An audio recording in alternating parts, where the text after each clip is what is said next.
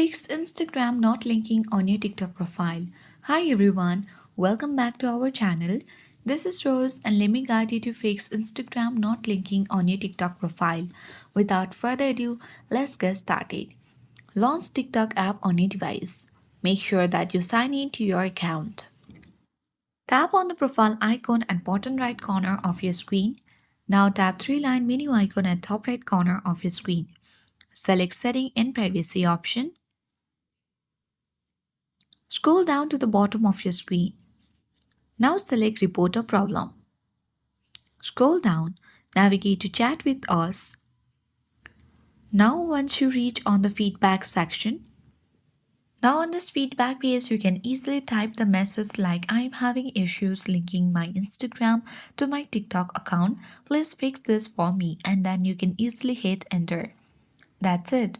TikTok support should respond within 24 to 48 hours. So this worked on my another account. So it should work for you too. I hope this guide was helpful. If it was, then don't forget to like, share and comment. Thank you for watching and I'll see you in the next video.